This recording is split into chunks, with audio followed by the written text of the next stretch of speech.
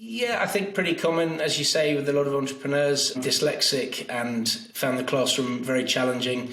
It wasn't a place I was comfortable at all. And, it's obviously nowadays, I've got three teenage boys now.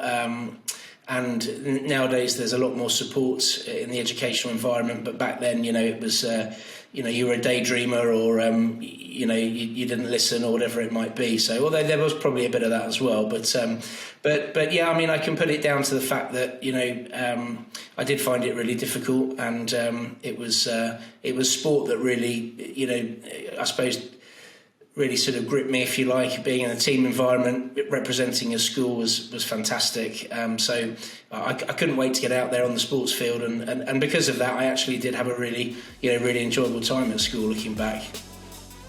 Hi, and welcome to the Drive Phase podcast, the show where we dive deep into the stories of sports founders, leaders, and experts, and explore the journeys behind their successful businesses. From Coordinate Sport, I'm your host, James Moore, and in this episode, we're excited to welcome Max Webb, the founder and CEO of the global kids rugby franchise, Rugbytots. Max has dedicated his career to promoting the benefits of sport and physical activity for young children, and he's built an incredible business around that mission. During the interview, we hear about the challenges Max faced in launching Rugbytots and the strategies he used to scale the franchise globally, as well as discussing the impact that the business has had on so many children's lives around the world. So let's get started and learn what we can from Max's journey. Enjoy the show. Okay, I'm so excited to welcome Max Webb to the show today. He's the founder and director of Rugbytots. He's a guest we've been kind of hunting down over the last 2 years since we started the podcast, so it's really a privilege to have him on today. In terms of the stats for the franchise, global franchise, 27 countries and territories they're working in, over 450 franchisees, and 85,000 young children they're working with on a weekly basis. So I'm sure there's so many nuggets of knowledge we're going to be able to tease out of Max today, hopefully. But yeah, welcome to the show, Max. Really privileged to have you on today. Thank you very much, James. Great to be here. Yeah, what we normally do, and obviously the brand is well known, but recognised across our listener base. I'm sure everyone's heard of it, if not a customer of yours or a competitor maybe. But what we tend to do is just to get to know you a little bit better. We kind of always go back and kind of look at your journey, and normally starting at school. So, what was your school life like growing up? I enjoyed school. I didn't do particularly well at school, but it was enjoyable, and very keen on sport. And the school I went to played rugby, a bit of football, hockey, cricket in the summer. So played most sports. But yeah, I probably spent too much time on the sports field and not enough time in the classroom, to be honest with you. Yeah, you and me both on that one. Whereabouts did you grow up? Was it Surrey? Yeah, so I went to Caterham School in Surrey, and my mum sort of moved to the area pretty much for that reason. So we lived nice and close, so I walked to school from a pretty early age. Yeah, I left at 16. I think I left with 4 GCSEs. Looking back now, realise how I didn't make the most of the opportunity that was probably on offer. But at least I can look back and say I had a good time. So if it was kind of a early itch to start a business, or maybe not fitting in with the kind of academic model at school, was that the case? Was it just like not a good fit for you in terms of academia, and you just your approach was different, or you learned differently? Yeah, I think pretty common, as you say, with a lot of entrepreneurs, dyslexic, and found the classroom very challenging. It wasn't a place I was comfortable at all. And, it's obviously nowadays, I've got three teenage boys now. And nowadays there's a lot more support in the educational environment. But back then, it was, you were a daydreamer, or, you didn't listen, or whatever it might be. So, although there was probably a bit of that as well. But yeah, I can put it down to the fact that, I did find it really difficult. And it was sport that really, I suppose, really sort of gripped me, if you like. Being in a team environment, representing a school was fantastic. So I couldn't wait to get out there on the sports field, and because of that, I actually did have a really enjoyable time at school, looking back. And I guess when school coming to the end, kind of GCSEs, sixth form university. I'm assuming given the establishment, that would have been the path that the majority of people took, I guess. Where did you kind of find yourself? What was the decision process at that point, leaving school? Yeah, I mean, I didn't have a great deal of choice. I don't think the school would have kept me on in a million years. And, I was pretty much written off at that time by the school. In fact, I got told a couple of years later by a friend of mine who stayed in the sixth form that I was actually used as an example of somebody who would go on to fail in life by the head of sixth forms. One of her talks, don't end up like Max Webb, I think was the kind of narrative she went down. So, yeah, I mean, look, I didn't have a great deal of choice. I went to college for... Just on that one, do you go back? Do you not go back to the school and I've been back, give any talks and stuff like that? I'm sure that's going to be... Yeah, I've been back once or twice. And, I mean, there's a serious side to it, really, which is... you should never be writing anybody off, especially at that young age. And there's loads of opportunities for young people. They don't always have to be down the university, academic route. There's lots of other, especially nowadays, lots of other opportunities available. So, I mean, look, it's a funny story, but it's, at the time I just went with the flow, which was, just get out there and get a job. You didn't have to stay in education back then till, for the further 2 years. So, basically my career started there. So you went out, I guess, went straight out into kind of vocational roles and stuff at that point, or was it? Yeah, I did. I mean, well, it was a mixture. I did pretty much everything, really, from working in retail to painting and decorating to... working as a telesalesperson in real sort of cold calling environments, hire and fire type thing the same day. So I did everything, but I suppose I didn't really stumble across my first proper job until I was probably about 19. And that was working for Canon, who make photocopiers and cameras and what have you. And, I got a job in a small telesales unit there supporting... the big shops in London that sold all of their office equipment. So, that was my first, I guess, proper job, really. Yeah, I mean, I guess that kind of grounding of like maybe a couple of years of going through those different roles and stuff like that, I'm sure you learned so much about kind of interacting with customers and that you're using today. I'm really keen to hear about the kind of sales journey, because for entrepreneurs, that's kind of one of the kind of not the glamorous side of it in terms of, but I think it's probably one of the most essential skills to be able to sell yourself, sell the business to other people. So how was that going into that environment at 19? And was it a bit of a culture shock, or how was it? It was. The environment that I first went into was, I wouldn't sort of say we're at the coalface. It was sort of more customer service support than hard sales. I did then progress my career in sales onto what I would describe as pretty cutthroat hard sales, working for Pitney Bowes, who make franking machines. One of my children the other day made me feel incredibly old and asked me what a franking machine actually is. What is that? So it's a postage machine, James, in case you weren't sure yourself. No, I know. Yeah, I had one. I had one for Beef Stint when I first started. Oh, okay, business. cool. Sure. So I started off there, and it was new business sales. Knocking on doors. I had a London territory, and I spent 2 years literally pounding the streets. Telling people they should be owning one of these fantastic franking machines, and that you talk about sort of experience and eye openers. That was a huge one for me. But because the training was so good, and they really sort of gave you the tools to go out there and do the job, it was actually quite enjoyable. But it was really tough. It was really, really tough. I guess it's handling the resilience, having the resilience to handle all the setbacks or the no's. I guess there's got to be a lot of no's if you're just knocking on doors and exactly. I mean, field sales. Yeah, exactly. The rejection is off the charts, and you have to develop a little bit of a thick skin, and you have to take the job not too seriously, because it is what it is.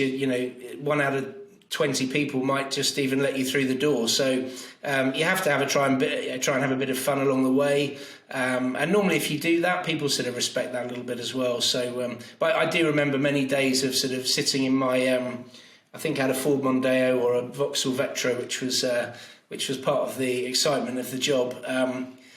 but I remember sitting outside trading estates in the rain, on a Friday night thinking, no, I can't do this anymore.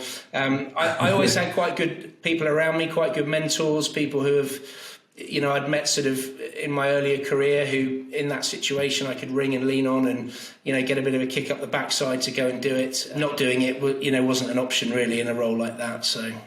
Yeah, definitely all about the kind of the output to get the result. Yeah, and then I moved through from there into telecoms and more sort of tech companies and ended up working for big American firms up in London, and ended up doing that for sort of 15 years before founding my telecoms company back in, sort of 2003, 2004. Yeah, so that was Vantage, right? Yes. Vantage Communications, right? And with that, I guess that leap, I'm assuming the career you've had in sales, you probably built up a good, you got to a good level. Obviously, you probably have a good network within the sector you're in, etc. And then was it always kind of a burning desire to be, I guess, go out on your own, run your own business? Was that, or was it just an opportunity you saw at the time and thought, look, I can capitalise on that? I think a bit of both, actually. I've always harboured the ambition to run my own business from quite a young age. Sometimes the opportunities come along and you let them go by and you kick yourself later. And when I had the opportunity to start Vantage, I was determined that wasn't the case, so it wasn't going to be the case. So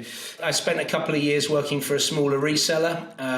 I was a director in that business. I went my own separate way from those two guys and started Vantage really after that. So I always had, as I say, a bit of a kind of burning desire to do my own thing. I didn't know what it was, really going to be. So I think stumbling into, the situation I found myself in, I had two choices, find another job or have a crack at it myself, really.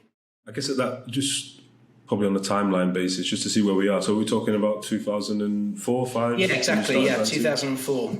And I know most of our listeners are here for the Rugbytots story. So you started Vantage and you grow in that. So where did the kind of the thought process and the because I know they cross over slightly. So when the kind of genesis of Rugbytots come in, I'm assuming maybe dovetails with you having kids, I guess, not like a lot of our other founders in the space. Yeah. But how did that all materialize? Yeah, I think it's probably a story you might have heard before on this podcast. It's a bit similar.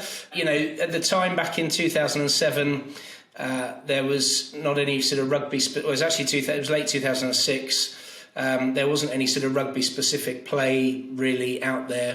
Play activities. It was mainly football and obviously soccer tots and little kickers were, who I know you've had on here, were prevalent. And there was art classes and monkey music and all this kind of thing. But we just couldn't find a rugby class. And, I'm a passionate rugby fan. I was playing at the time, albeit to a pretty low standard, and chatting to other players at the club and friends, we were basically all in agreement that actually we needed to find a rugby class for preschool children because and it was never it never has been about the rugby, but it's about trying to get children together under the guise of rugby, but actually developing other core skills and having fun and building confidence and all that kind of thing. But it literally came out of the fact that I had nowhere to take my three young lads, and I had 3 under 3 because we were blessed with twins the second time round, and always looking for stuff to do. We'd kind of, I think, maximised everything in the local area. So it was born out of that, and my wife recently told me that I'm completely wrong in taking the credit for starting Rugbytots because apparently I've been getting the story wrong all these years. I said I was talking to another dad in the park, which was true, and we agreed that we needed a rugby equivalent to the football programmes that were out there.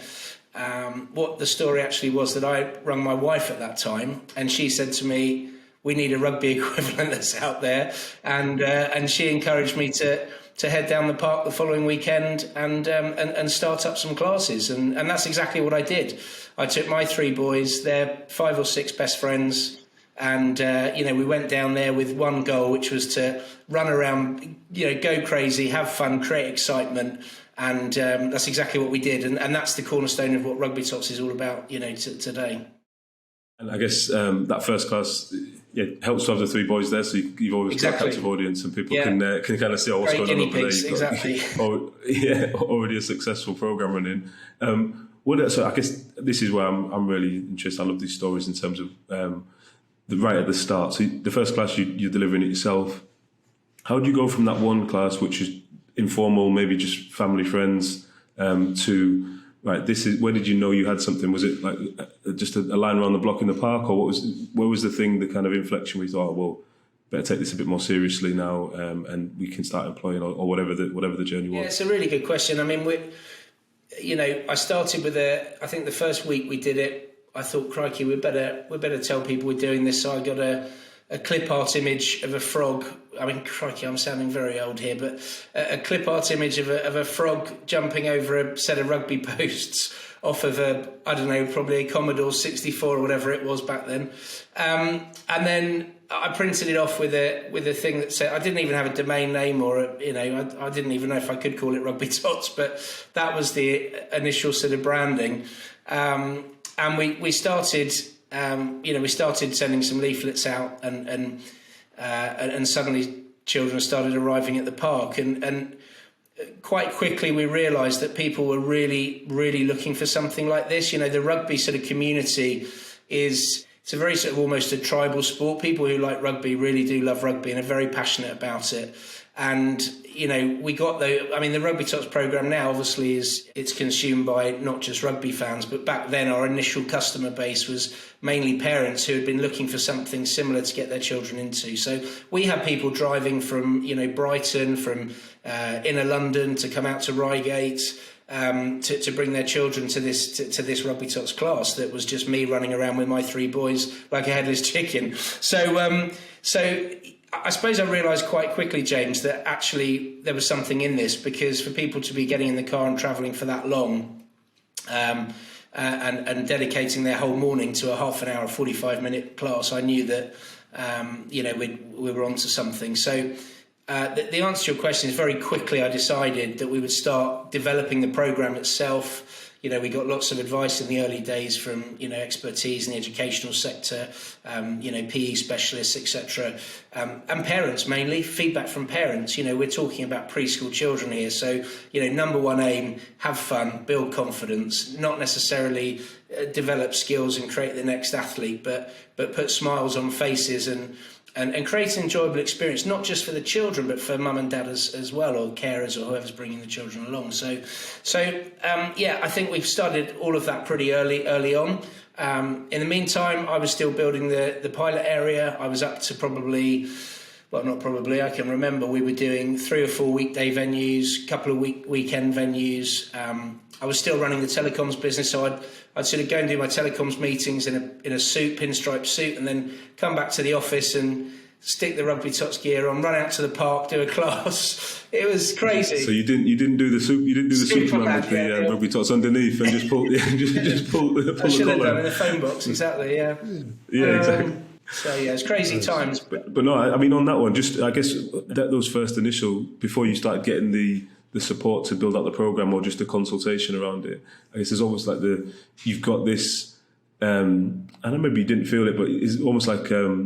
Did you have anything like maybe a imposter syndrome to some extent, where you set this class up and now everyone's kind of looking to you to be like, right, yeah, you can develop my child, I'm just going to bring them along, before you got that support? Because I know very quickly, if you've got a successful class, then people are coming back every week, so you need to make sure that it's kind of progressing, and it's you've got kind of goals and achievement kind of benchmarks or achievement points, things like that. Exactly. I mean, if I told you that the first classes we took, we play a traffic light game where, I mean, obviously we don't do it with the same equipment anymore, but back in the day, my young boys would sit there at breakfast painting these big cardboard things, different colours of the traffic lights. I mean, it's not a particularly sustainable business model to have equipment that you have to, paint yourself in the morning, but it was with child labour laws as well. Yeah, exactly.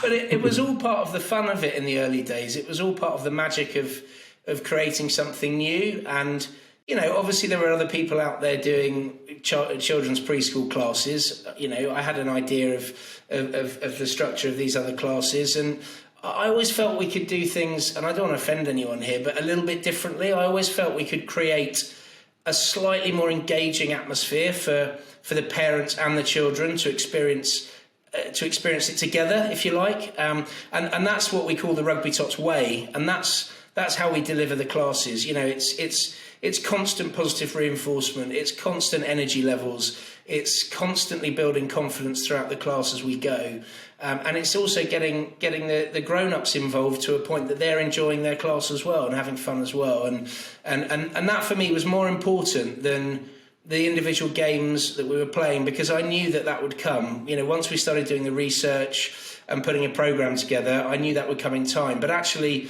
the way of delivering was more important than the actual content itself. And, you know, that's one of our biggest challenges today, is finding people who can deliver the classes to that, you know, that high level, really. Yeah, I mean, definitely want to touch on how you're able to scale that and standardise and keep those all of those kind of traits in terms of the delivery standard.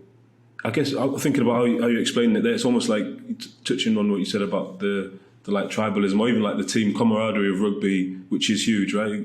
A lot of guys, big team, big squad of people, and all together pulling towards the same goal. But like, if you've kind of taken the positive elements of that. And there are so many, and put it into like with the tots and the parents, like you said, one big team, which I'm assuming would help with the retention and kind of the longevity of your parents. Yeah, absolutely. I mean, the Rugbytots program now takes children at 2 years of age. In some cases, we take them from 18 months. We can do that. Our insurance covers that, and we do have we can cater for 18-month-old children, but we tend to find 2 is the sort of perfect age to start, to make sure that the children want to sort of continue, throughout the years, as it were. We take them on a bit of a journey, really. It's very educational to start with, colours, counting, numbers, body parts. We then move through the age groups where it's a bit more sort of skill-based and rugby-specific. And then we have our classes, sort of 5 to 6 year old classes, sort of pre-rugby club, really, where, we start to gently introduce tag rugby and all that sort of stuff. But you're absolutely right. Rugby has the most fantastic values. I'm very proud of that. And there's no two ways about the fact that our franchise network, has been built around those values, and it's definitely helped the business grow. From a parent's point of view, in terms of what they get out of the classes now, as you say, James, it's the content is there. I mean, we take them from 2 to 6 without the need to even go back to a previous game that they've done before. There's that much content in the program. It's fully the program is structured, but we vary the sort of games within that set structure, so the children get a really nice combination of sort of variety versus the repetition that they need to build that confidence. And we're very proud of our program because it's constantly being developed. As I'm sure the beauty of having a network like we do is that you've got people feeding back and people's expertise on a daily basis. So it just hopefully makes you get better and better, really. And again, this is where kind of curiosity comes in. And there's always that question of, at that early stage, you've definitely got something, it's kind of catching fire, and then that decision for how we're going to grow it is probably one of the biggest, I guess, turning points for you. Like, you could have continued as a kind of organic or centrally managed, opening regional offices and all types of, or you could have gone down the franchising route. What was the thought process around that? And was it just a no-brainer? I need to get. It's almost like there's so much demand. The only way to do it is franchising. Or what was your thought process at that time? Interestingly enough, I got quite a lot of advice around that time. I mean, obviously, running another business as I was still side by side, I had very good accountants and sort of advisors around me, and the advice I got was totally mixed, so it wasn't that helpful. A lot of people said stay away from franchising because of the control element, and because we were first to market, we knew we were going to grow quickly, so we had to make sure there was still that element of controlling the quality of what was going out there. So we did initially start with an organic business model. We started recruiting area managers. At one point we had an area manager in Derbyshire. We had one down in Cornwall. And it was actually going quite well until we lost a couple of them, and you suddenly realise you have no local knowledge, you don't have no understanding of the venues in that area, where to recruit for coaches in terms of where to market, where to put your posters and your leaflets and all that sort of stuff. So we kind of changed tact a little bit at that point and decided to look at the franchising route. And actually, it was our very first franchisee who is now a master franchise in Scotland, Kirsty and Carl McWilliam. Thanks to them, we decided that franchising was the way to go, because they were so fantastic from the minute we first met them, through to 15 years later working together, that it was all the reassurance I needed that it was a fantastic business model. And, thank goodness we did, because we've now got a network of the most passionate, motivated people going. So, there's absolutely no confusion in my mind now about the way to go. Yeah, it's the right choice. But in terms of the actual decision, and when I suddenly realised we had to do something, was when, we just saw the sheer numbers in the pilot area and the amount of interest that was starting to come, from other parts of the UK. People sort of saying, they're interested in taking this to other parts of the country. Yeah, and so looking at the network now, and obviously there you've got the initial franchise up in Scotland, scale to 450 we mentioned earlier on, across all those different territories. I guess the biggest question I always have is kind of, how do you balance standardizing? The passion for the program and the content comes across, obviously, just speaking to you. Yeah. How do you standardize the quality versus that local adaptation when you're going into another, like let's say Italy or Australia, wherever you're going into there? Do you need to adapt the program versus, and that's the beauty of franchising, right? The franchisees are coming with that local knowledge. Do you give them some flexibility around that, or how did you tend to approach it? Yeah, I think there's sort of two questions there. Certainly in terms of adapting to each country, that's 100% something that we've learned to do, because you just cannot go to each region with the kind of sort of inflexible approach, because of different cultures and systems that you're working within, whether they're fiscal, whether it's a cultural thing in terms of actual how the classes are run and all that sort of stuff. So yeah, flexibility is absolutely key with the international markets, and look, we've learned the hard way with that. There's no two ways about it. You learn as you go with this kind of thing. In terms of, I think if you were to look at somewhere like Australia, where there's a very different sort of ethos around, and certainly New Zealand around sport, and, everybody's already doing everything over there. That's a very outdoors, environment. So it's almost harder to go out there and sort of sell Rugbytots or sell any sort of program. So yeah, I think the flexibility is a really big thing, James, to be honest. And we're in 27 countries now. Some use the booking system, some use adaptations of the booking system. We've got the challenges of operating in the European Union now, which is interesting. So yeah, you have to have that flexibility, 100%.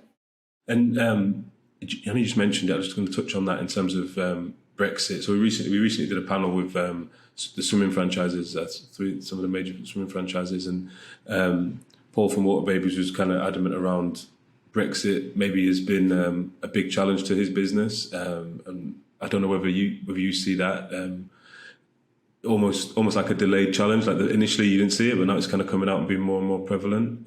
But yeah, I wonder what your take is on that. Yeah, a big challenge. We operate in, we've got 60 franchises in Italy. We have 25 franchises in France. We have operations in Spain, Switzerland. Brexit has been, pretty horrendous, really, from a logistical standpoint. Yeah, it's interesting because I think when looking from the outside, it's really insightful, because looking from the outside, you'd think Brexit is just kind of maybe not services, right? So it's the manufacturing and kind of the hard products, and interesting to know that it is affecting you in terms of a service delivery or like children's activity business. Two sides to our business. We've got the classes that we run. We have merchandise, which has grown as the franchise network grows. We operate everything centrally, so we've always been very in control of all of that side of things so that we can offer a really good customer experience, because I didn't want the franchisees to have to be, selling a rugby kit or a ball or a tag belt out the back of the car for, Del Boy style on a Saturday morning. So we've always tried to control as much as we can so that we can then create that sort of really good customer service and make sure everything's sent within a couple of days and everything's tracked and it's all really professional. But of course, that's all well and good when you can have a warehouse in the UK and sell stuff to Europe. But Brexit's meant that we've had to now create. We've got a warehouse in the Netherlands. I've got a new company that we've had to set up in Ireland, and we're going through the process of having to register for the correct taxation systems in each country and everything like that. So it's not just the logistics, it's the financial, it's the taxation, it's everything. It's been a bit of a pain, to say the least. So just adding that extra layer of complexity across all the different departments. Yeah, exactly. And it's cost as well. It's not just if it was just a case of getting your head around the operational side of things, then that's fine. We can do that. That's my job effectively. But the cost implications of setting up a whole new warehouse, the costs of stock transferring when you run out of something and you've got to you're paying effectively twice for the freight because it's got to come in, and then you've got to pay for the postage to get to the end user. So it's been a real challenge, and it still is it's ongoing, James, to be honest. So I'm earmarking the summer as hopefully getting it all sorted. So gives me another few months. Yeah, so I won't ask for any answers or anything now, because it feels like you're still feeling exactly. Still working your way through it all. Yeah. But yeah, I mean, touching on I guess another challenge that's kind of current affairs, if you like, in terms of recruitment, is one that we're seeing across the board of everyone we speak to. From my customer base in my day job to on the podcast. How are you managing the recruitment? Is it a case that because your franchisees are so strong, maybe they're only looking for one or two staff, or is it just you're feeling it as well in terms of finding those good coaches? Definitely feeling it as well, and speaking to other businesses who do a similar thing to us. Everybody's in the same boat and the same situation with this. So it's what can you do about it? I mean, you can just work harder. That's my excuse to my solution to all of this. And this is what I say to our franchisees. We need to be doing twice the amount of work, if you like, in every sort of area of the business, probably to get the same result as we did before COVID. You're going to have to find another 10 CVs to get that one coach you need for that venue, and that's the reality of where we are. There's no point in moaning about it too much. It's a challenging market out there at the moment, and you've just got to make it work. So I mean, we do things. Obviously, we use all the job platforms and job boards and all the rest of it. We've started to be a little bit more creative and thinking outside the box in terms of where we're finding staff. And that's helping a lot in terms of looking at universities and students who are studying a certain type of course. There's ways and means around it, but ultimately you've just got to roll your sleeves up and put the work in. But I'd be a liar if I said it's not challenging at the moment. I mean, the beauty of having a franchise business is, as a franchise owner operator, you can roll your sleeves up and get involved and do the coaching yourself, which is what a lot of our franchisees have, especially after COVID, have sort of gone back to doing. I guess in terms of training, we talked about standardising the model and things like that, but in terms of training, what does that look like for I guess a franchisee and a coach for Rugbytots? Do you have I'm sure you have a standardised training process, but do you look at training younger people, or what's your kind of sweet spot? You got apprentices, or do you have someone who's maybe been there and done it a bit more life experience? Do you know what? It's the one question we've never been able to answer. So we've got fantastic coaches who are straight out of college, young guys and girls who are really passionate about young children. They might be interested in teaching career. They have what it takes to get up in front of children, parents, and run a class. And Rugbytots, like a lot of preschool classes, you've got to have an element about you that isn't worried about what you look like. I mean, doing a stompy elephant and a snappy crocodile, a really good snappy crocodile is very important, for our coaches. So it's having that right energy, right? It's just kind of the energy. Exactly, James. It's energy, it's enthusiasm, it's passion. We give them the tools, they've got the program to follow, but it's bringing the program to life. And that's more important than anything. So therefore, to answer your question, what does the ideal coach look like in terms of age, whatever? It doesn't matter. Craig, who was the first ever person I employed 16 years ago, is our sort of master coach trainer now. He still runs classes around here. I won't mention his age, but let's just say he was born in in the 60s almost. So it just goes to show you that actually it's about the character, and that's the most important thing for us. And so, I mean, looking now in terms of the scale of the operation, and we touched on it in terms of the different territories and stuff. So you've scaled to the hundreds, 450 franchises. I'm really kind of curious in terms of what your role looks like and how that's changed over the years, and on a kind of a day-to-day basis. What do you, I guess, what areas are you covering, and what do you look for every day? Like certain, we can touch on metrics afterwards, but yeah, how does it look now versus back then? Yeah, I mean, my background in sales, I suppose, is the part of the business that I've always naturally sort of, gone towards is the franchise sales and development and the growth of our franchisees. We have regular meetings, reviews, regional get-togethers, which we host. So my role is looking at the new business side, looking at the relationships that we've got in place with existing franchisees, and I'm still very hands-on. I'm in the office every day, Monday to Sunday pretty much, and very involved with every aspect. So I take on the role of kind of, I guess, operations director as well, looking at all the logistical side of things. We've got a great office here. We've got seven people in the office covering day-to-day support, franchise management, marketing managers, finance support as well. So we've got a hell of a lot of support in place for our franchise network. But yeah, I suppose in terms of my role, has it changed? Not really. 1 minute I'll be talking to occasionally a parent about something that might have happened at a class, right through to, talking to franchisees. I still get heavily involved with the training. I do 2 days out of the structured days that they have when we do our, new franchise onboarding. And I love it. I don't want us to stop getting involved in every aspect of it, because I need to know everything that's going on. It's as simple as that. So, and I've got great people around me. The support at head office is huge, and then our franchisees. I mean, they're just, they're the best group of people in the world as far as I'm concerned. So, we've got a franchise advisory council that we started a couple of years ago. So, we've got 7 or 8 of people who I really regard in terms of how long they've been with us and what they offer and how they run their business.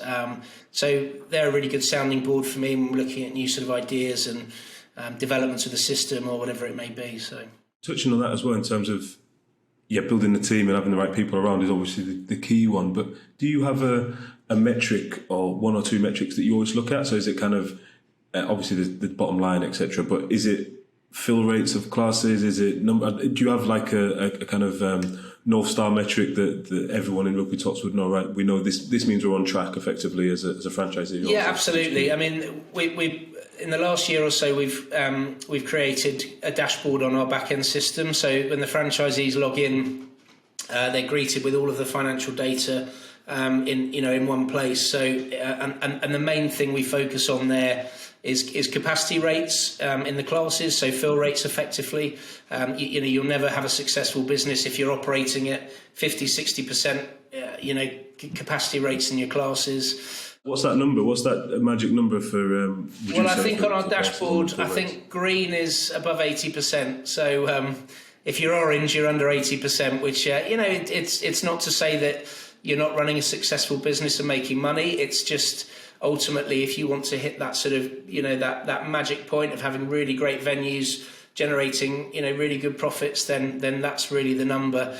And, that's not always easy to do, because a lot of franchisees, try and almost grow too quickly, and we're really big on building on solid foundations, making sure that you grow in the right way. We have to grow with a quality class, a quality product first and foremost, which then takes you right back to quality training of the coaches, making sure you've invested time into coaches so that they run the best classes that are out there. So, you put all these things together, and of course the capacity rate then becomes, it sort of looks after itself, really, to be honest.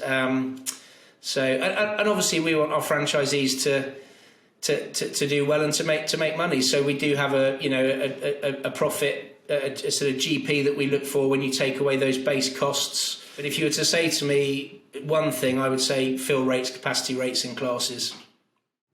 Yeah, and I guess we were talking numbers briefly before we started on the call, but for I guess overview headline figures for growth from I guess inception 2007 with the one class in the park to now, what does that look like as an overview of the whole network? Yeah, so I mean before COVID, well as a whole network, we turn over close to 17 million now. So that's what we take through the booking system a year. Head office just before COVID was just over 3 million turnover. So yeah, I mean we had a huge period of growth in mid 2000, well no, probably around 2014 to 2018, where I mean we were growing quickly anyway, but then around that 2015 World Cup, which we had in this country, things just went absolutely crazy, and thankfully we had the systems in place to deal with that growth, because it did come thick and fast. At one point we were selling 3 or 4 franchises a month, so we had to make sure we had the systems in place to be able to train people and plug them into the model quickly enough without any issues really. But yeah, I mean from one class in the park 15 years later, yeah, as I say, just short of 17 million quid. Yeah, it's really strong. I mean, in terms of the market and the potential for the future, I guess the one question I have around rugby is: do you have almost like a limit on like the real core markets? Obviously, not every country is a rugby country, if you know what I mean. Versus like football or whatever, a lot more countries. Do you find that in terms of where the interest is coming from, and are you kind of focused on like the obviously the classic North Hemisphere, South Hemisphere countries? Is that your aim, and do you ever see yourself branching out into other territories that aren't maybe, obviously you've got 27 countries, but ones that aren't as classically rugby as the other? I'd take Rugbytots anywhere, James. Don't you worry about that. We go anywhere. I think we actually get quite a lot of inquiries from all over the place, and recently I've just spoken to somebody in Amsterdam who is part of a rugby club there, who's seeing the sport growing massively over there, and really sees Rugbytots as something that could almost be an addition to what they're doing already, trying to sort of grow a club and what have you. So there are opportunities already bubbling away. I don't think you can avoid the fact that rugby playing nations are going to be the first adopters and early adopters for Rugbytots, because it's just such a natural fit really. But absolutely, we believe so wholeheartedly that Rugbytots isn't just about rugby. It's not about the sport. It's about the programme and the way it's delivered. And let's not forget, rugby as a game is a multi-sports, dare I say it, but or a multiple sports, maybe I should say, game. Our children are kicking, catching. They're learning to pass. They're learning to identify space at a very early age. The coordination of tagging, balance. So the programme actually appeals to a very wide range of parents, and I think that hopefully that will ensure that we continue to grow across all nations, not just the ones who are really prevalent with the rugby side of things. Looking more in the future, what's the kind of the plans, if you were to say, right, 3 to 5 years out? Where are you? I know you're looking to continue to grow for sure, but do you have like a clear vision of where you want the business to look, where you want it to be in that time? And what I think we've definitely got some countries that are underperforming, frankly. The UK is doing really well. We're at about 75-80% coverage now, so we're going to hit our ceiling really in the next probably 5 years of franchises that are actually available in the UK. That's one thing I love about your website as well. That if you check out the map view, is kind of the sign of success, right? When you see the map view, you can't see the country because of all the maps, all the mascots. Yeah, no, I know that's quite nice to see actually. And occasionally, I look at a screen grab of 10 years ago when we had about 4 little Rugbytots on the map. So it's quite nice to see the growth. But I think. I think we've got countries such as France, America. I mean, France has got the World Cup coming up this year. The French team is doing extremely well. Whilst it's Rugbytots has nothing to do with the French team, the sport is really popular at the moment in France. So we're just overhauling things over there. We're sort of taking back a bit of control. The master franchisees are moving on, and we're bringing it back in house. So I'm quite excited about that as a new territory, because I think at the moment we've only got 20 odd franchisees there. So that's got huge potential. And the States as well. Rugby is a huge sport in terms of the growth factor over there. So, we've got 2 franchisees starting out over there. They're doing really well.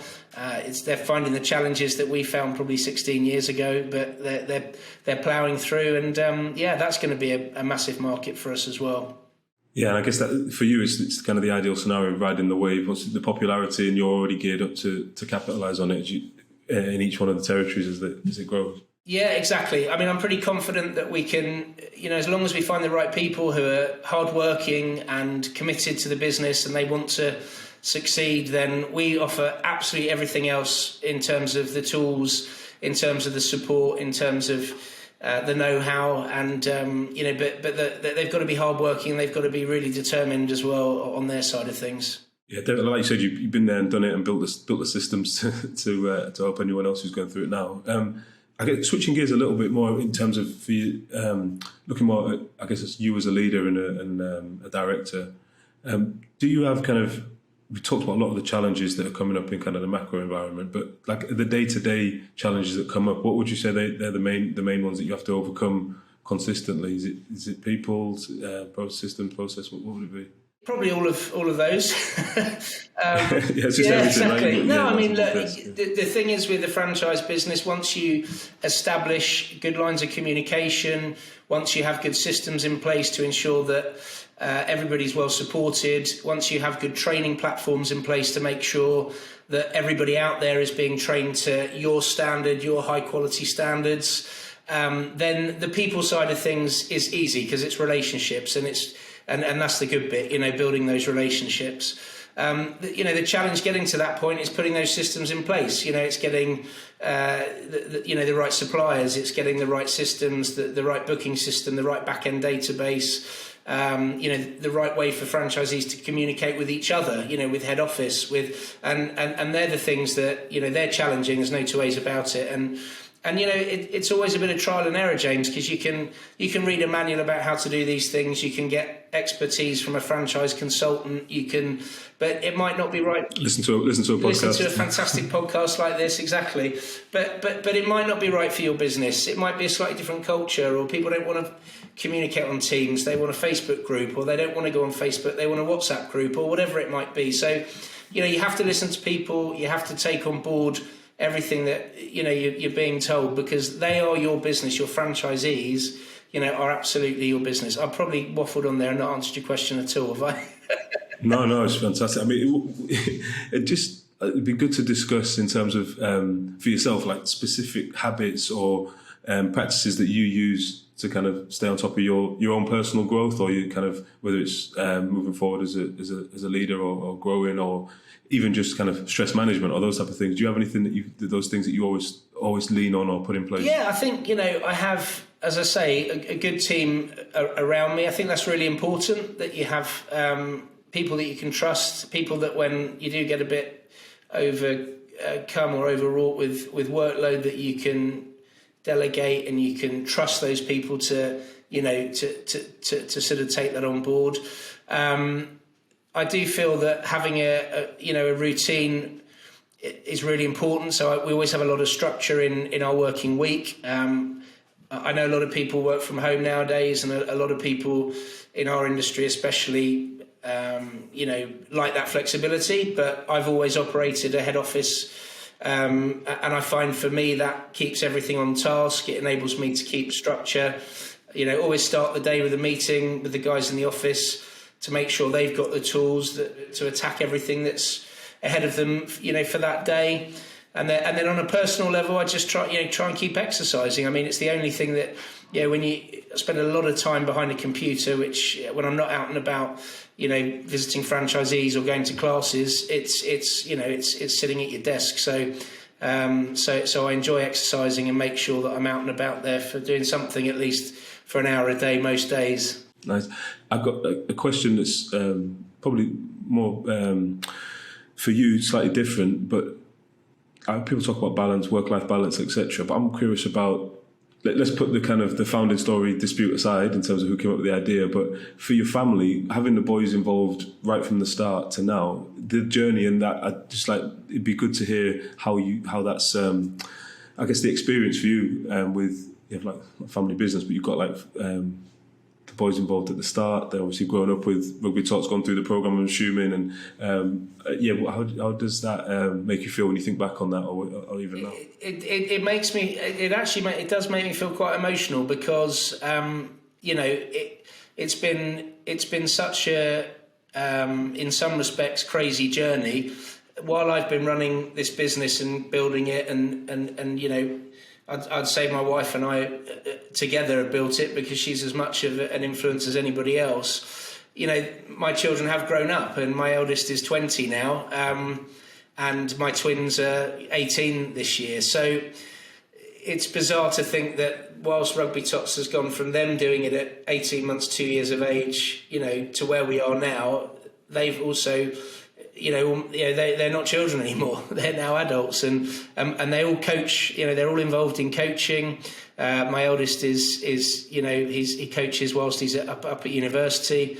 We do a lot of work with Wooden Spoon, who are the children's charity of rugby, and we do a bike ride every other year. So this year we're doing a ride in the West Country, and if we hit our 100,000, which we should absolutely blast through, we'll have raised £1 million since we started 15 years ago. So and they've been really involved in that. All three boys have done all the bike rides we've done since 2014. So to share these experiences with them, it's probably, to be honest, James, not something I think about enough. You get so consumed with your day to day.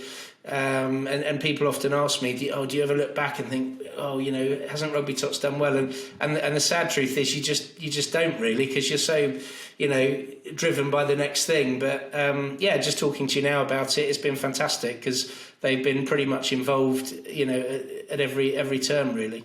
Yeah, and I guess for them as well, it's like an awesome grounding into whatever they want to do in the future. But they've seen the business grow from right from the inception to where it is now. So I guess whatever they choose to go and do, they've got that as an experience to lean on for sure. Last question for me, and it's another like kind of reflective one. If you were able to go back and give yourself that piece of advice, whether it's at the point of starting the business or when you left school even. What would that be if you were going to go back and just give you one piece of advice to yourself at a younger age? Probably not to let the kind of, I suppose, the fear of rejection or maybe rejection/failure, get in the way of you doing something. Don't worry if you don't know what you want to do as a youngster. Don't panic about it. We live in a pretty competitive environment, world at the moment, where it's the question everyone seems to be asking 16-year-olds, what do you want to do? And actually, if I could go back, and look at my early days, I would say, don't worry about anything. Go and try everything. Don't worry if it doesn't work. Don't worry if you get rejected, if you don't get the job, if you don't get, picked for something. Just go and try everything, because that fear of failure and rejection can get in the way, whereas actually it's the biggest thing you can learn from, and I've found that out the hard way. There's plenty of failure across my career so far, and it is a real cliche, but it's the best way to learn. So that's probably what I'd say to myself. Nothing's learned without experience. So totally agree with that one. Max, I appreciate your time and being so transparent with us. It's been really great talking to you, and I'm sure we'll have a lot of listeners and feedback on this one. What I will do as well is anything we've discussed, we'll add those all into the show notes, and anyone out there looking for a rugby franchise in those kind of the last 15% of the UK and around the world, you know where we are. Yeah, exactly. Brilliant. Thanks, Max.